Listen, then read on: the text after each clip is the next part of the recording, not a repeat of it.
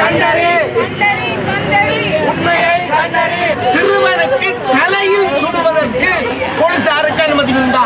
ஆற்ற துணையும் இல்லாம தனியா நின்று எங்களை ஆலமரம் எந்த ஆலமரத்தை சரிச்சிட்டாங்களே. தங்கச்சி ஓயல் பாஸ் பண்ணணும், தங்கச்சி கொலசி பாஸ் பண்ணணும். ஐயா தங்கச்சி ஓயல் போடாதே இல்லையா ஐயா.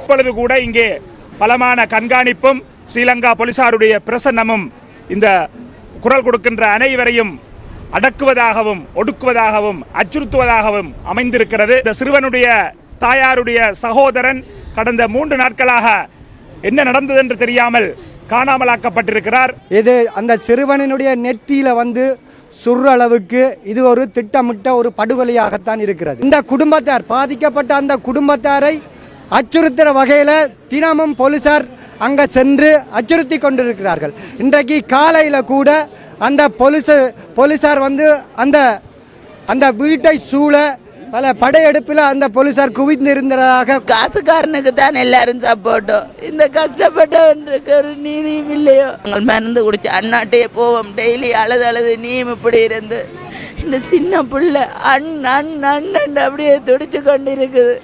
இளைஞனுடைய குடும்பங்கள் தொடர்ச்சியாக அச்சுறுத்தப்பட்டு கொண்டிருக்கின்றது. அந்த இளைஞனுடைய மாமனர் 3 நாட்களுக்கு முதல் காணாமலாக்கப்பட்டிருக்கின்றார். அந்த குடும்பத்தினுடைய வீட்டிலிருந்து சகல இலங்கையினுடைய புலனாய்வாளர்களும் கண்காணித்துக் கொண்டிருக்கின்றார்கள்.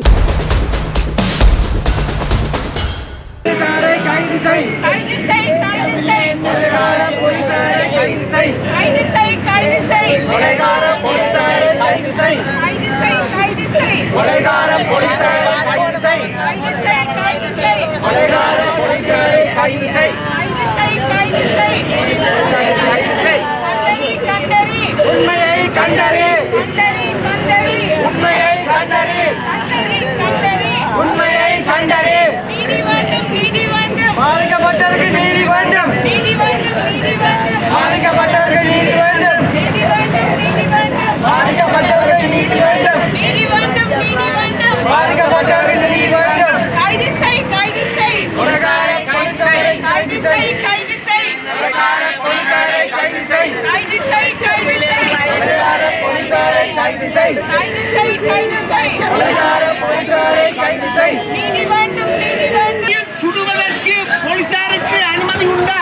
இல்லை. வலது பக்கம் தலையில் சுடுவதற்கு போலீசாருக்கு அனுமதி உண்டா? இல்லை. நிறுத்தி வைக்கப்பட்டிருந்த வேனில் முன்னாசனத்தில் அமர்ந்திருந்த சிறுவனுக்கு தலையில் சுடுவதற்கு போலீசாருக்கு அனுமதி உண்டா? இல்லை. போலீசார் எந்த ஒரு சந்தர்ப்பத்திலாவது அந்த சிறுவன் போலீசார் மீது தாக்குதலை பயன்படுத்தினாரா? இல்லை. அப்பாவி சிறுவனை சிறு வயதில் குடும்ப கஷ்டத்துக்காக சிறு வயதில் தன்னை அர்ப்பணித்த அப்பாவி சிறுவனை சுட்டுக் கொன்ற போலீசாரை கைது செய்.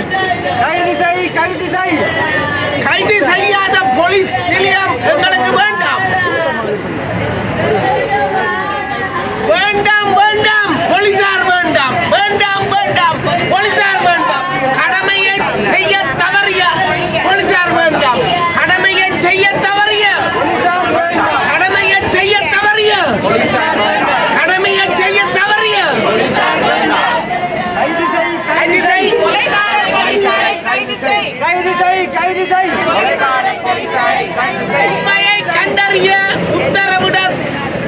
உண்மையை கண்டறிய உத்தரவிட முடியாத அதிகாரிகள் வேண்டாம்.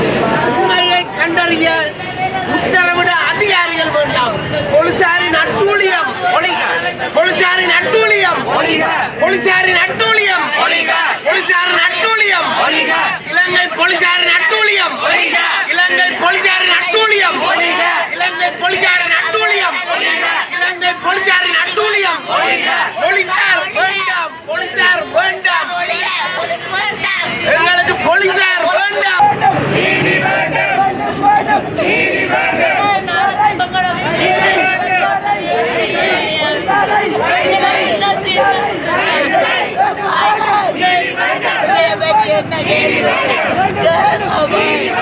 என்ன பிள்ளைய பற்றி என்ன கேட்குறீங்க? என்ன பிள்ளை லைசன்ஸ் இல்லாம ஓடினதுதான் பிள்ளையோ போட இல்லையோ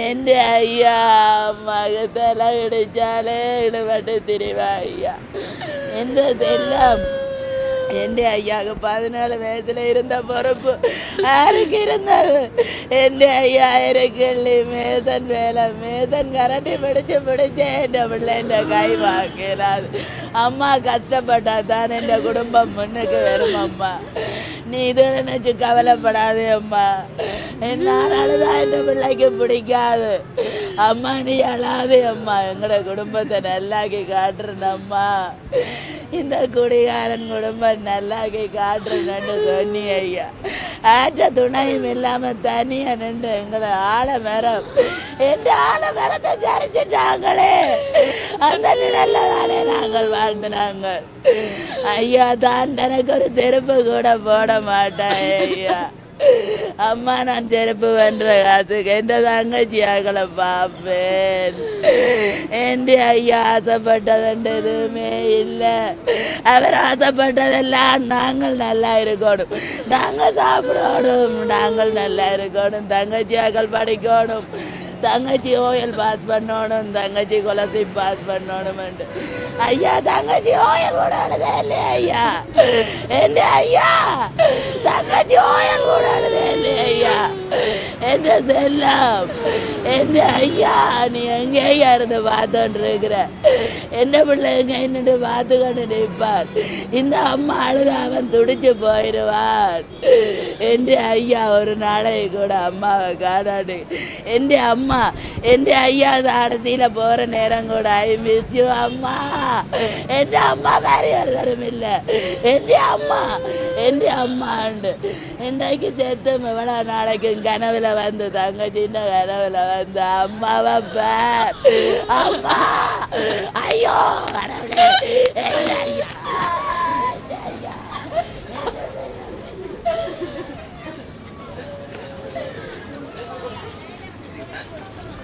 அச்சுறுத்தாலே அச்சுறுத்தாலே அச்சுறுத்தாலே அச்சுறுத்தாலே அச்சுறுத்தாலே அச்சுறுத்தாலே அச்சுறுத்தாலே போலீஸ் அராஜகம் போலீஸ் அராஜகம் போலீஸ் அராஜகம் போலீஸ் அராஜகம் போலீஸ் அராஜகம் வேண்டும் வேண்டும் வேண்டும் வேண்டும் வேண்டும் வேண்டும் வேண்டும் வேண்டும் போலீஸ் அராஜகம் போலீஸ் அராஜகம் நிறுத்து துப்பாக்கி கலாச்சாரத்தை நிறுத்து நிறுத்து நிறுத்து நிறுத்து நிறுத்து நிறுத்து நிறுத்து நிறுத்து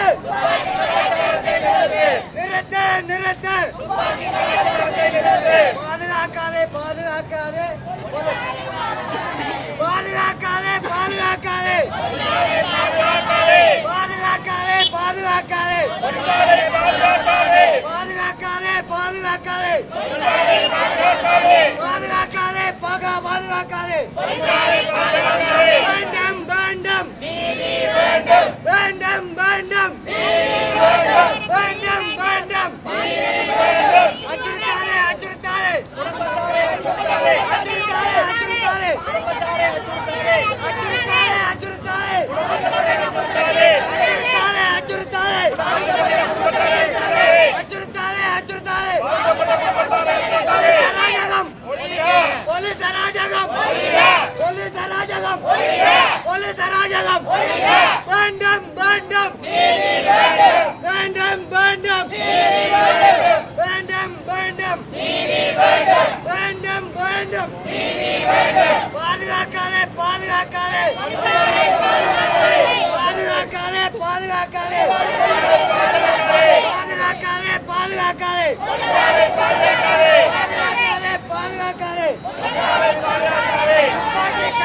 இன்றைய தினம் 22/2/2026 ஞாயிற்றுக்கிழமை காலை 10 மணி அளவிலே மனித உரிமை செயற்பாட்டாளர்களுடைய அழைப்பின் பேரிலே நீதிக்கான போராட்டம் இப்பொழுது நடந்து கொண்டிருக்கிறது. அண்மையிலே ஸ்ரீலங்கா போலீசாரால் சுட்டு படுகொலை செய்யப்பட்ட அல்லப்பிட்டி பகுதியிலே நள்ளிரவிலே சுட்டு படுகொலை செய்யப்பட்ட அந்த தமிழ் சிறுவனுக்கு 17 வயதுடைய சிறுவனுக்கு நீதி வேண்டும் என்ற அடிப்படையிலே இந்த போராட்டம் முன்னெடுக்கப்பட்டு கொண்டிருக்கிறது. அது மட்டுமல்ல, அந்த குடும்பத்தினர் அந்த சிறுவனை இழந்து தவித்து கொண்டு துன்பப்பட்டு கொண்டு வேதனையாக இருக்கக்கூடிய சூழ்நிலையிலே அந்த வேதனை புண்களில் இருப்பவர்களை இன்னும் அச்சுறுத்தக்கூடிய விதத்திலே ஸ்ரீலங்கா போலீசாருடைய செயற்பாடுகள் அமைந்திருக்கின்றன. இப்பொழுது கூட இங்கே பலமான கண்காணிப்பும் ஸ்ரீலங்கா போலீசாருடைய பிரசன்னமும் இந்த குரல் கொடுக்கின்ற அனைவரையும் அடக்குவதாகவும் ஒடுக்குவதாகவும் அச்சுறுத்துவதாகவும் அமைந்திருக்கிறது. அந்த பின்னணியிலே அந்த சிறுவனுடைய தாயாருடைய சகோதரன் கடந்த 3 நாட்களாக என்ன நடந்தது என்று தெரியாமல் காணாமலாக்கப்பட்டிருக்கிறார். அப்படியான அந்த சம்பவத்துக்கும் ஸ்ரீலங்கா போலீசாரே பதில் சொல்ல வேண்டும். இது தொடர் சம்பவமாக இருக்கிறது. போலீசார் காக்கி சீருடையை அணிந்து கொண்டு ஸ்ரீலங்காவினுடைய அரசினாலே இயக்கப்படுகின்ற ஒரு அரச இயந்திரம். அவர்கள் சுட்டு கொலை செய்தால் அது நீதியாகிவிடாது.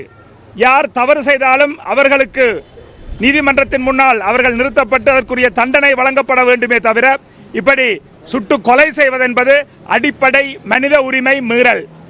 இதற்கு அனைத்து மனிதர்களும் குரல் கொடுக்க வேண்டும். அந்த விதத்திலே நள்ளிரவிலே கொலை செய்யப்பட்ட அந்த சிறுவனுடைய உடலம் அதிகாலையில் தான் வைத்தியசாலையில் சேர்க்கப்பட்டிருக்கிறது. அதிகாலை நேரம் வைத்தியசாலையிலே பலத்த ஸ்ரீலங்கா போலீஸ் திணைக்களமே அங்கே ஒன்று குவிந்திருந்தது. அப்படிப்பட்ட பாதுகாப்பும் அச்சுறுத்தல்களும் ஸ்ரீலங்கா போலீசார் முன்னெடுத்து வருகிறார்கள். தமிழர்கள் என்ற காரணத்தினாலே காலங்காலமாக அடக்கி ஒடுக்கப்பட்டு வருகின்ற ஸ்ரீலங்கா போலீசாருடைய இந்த அராஜகம் நிச்சயமாக நீக்கப்பட வேண்டும். ஸ்ரீலங்கா அரசு இதற்கு நடவடிக்கை எடுக்காத பட்சத்திலே சர்வதேச சமூகம் இதிலே தலையிட்டு சர்வதேச மனித உரிமை அமைப்புகள், ஐக்கிய நாடுகள் சபையினுடைய மனித உரிமை நிறுவனங்கள் மற்றும் ஏனைய சர்வதேச நாடுகள் என்று சர்வதேச சமூகமாக இந்த நீதிக்காக குரல் கொடுக்க வேண்டும். இப்படியான கொலைகளை எமது உறவுகளும் எமது சமூக தலைவர்களும் அரசியல் தலைவர்களும் சமய தலைவர்களும் சிவில் செயற்பாட்டாளர்களும் மனித உரிமை செயற்பாட்டாளர்களும் நிச்சயமாக துணிந்து வந்து கண்டிக்க வேண்டும். இதற்குரிய எதிர்ப்பை ஆங்காங்கு எங்களுடைய பகுதிகளிலே அனைவரும் முன்னெடுக்க வேண்டும் என்றும் இந்த சந்தர்ப்பத்திலே அழைப்பு விடுத்து, இப்படியான சம்பவங்களை நாங்கள் அனுமதிப்போமாக இருந்தால் இது தொடர்கதையாக இருக்கும். நமது இனத்தை பொறுத்தவரையிலே காலத்துக்கு காலம் பல்கலைக்கழக மாணவர்கள், ஊடகவியலாளர்கள், தமிழிளைஞர்கள் பலவிதமான வழிகளிலே இப்படி கொலை செய்யப்படுவதும் தமிழின அழிப்பினுடைய தமிழ் இன படுகொலையினுடைய ஒரு அங்கமாகவே நாங்கள் கருதுகின்றோம்.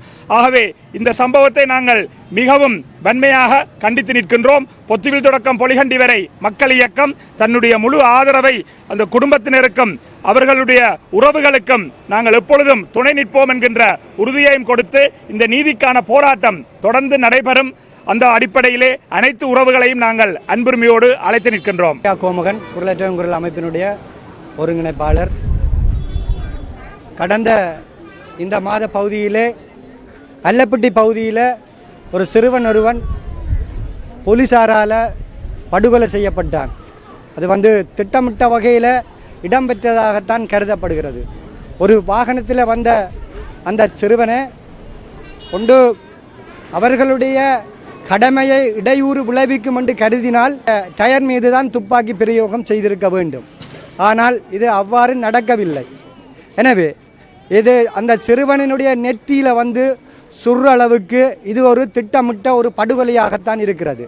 மீண்டும் இந்த அரசினுடைய கோர முகத்தை இதில் காட்டி நிற்கிறது. எனவே இதுவரைக்கும் அந்த சுட்டுக்கொலை செய்யப்பட்ட போலீசார் இதுவரைக்கும் கைது செய்யப்படாதது இந்த அரசு திட்டமிட்ட வகையில் இது நடத்தியதாகத்தான் பார்க்கப்படுகின்றது. எனவே அது மாத்திரமல்ல, இந்த குடும்பத்தார் பாதிக்கப்பட்ட அந்த குடும்பத்தாரை அச்சுறுத்துகிற வகையில் தினமும் போலீசார் அங்கே சென்று அச்சுறுத்தி கொண்டிருக்கிறார்கள். இன்றைக்கு காலையில் கூட அந்த போலீசார் அந்த அந்த வீட்டை சூழ பல படையெடுப்பில் அந்த போலீசார் குவிந்திருந்ததாக குடும்பத்தார் கவலை வெளியிட்டிருக்கிறார்கள்.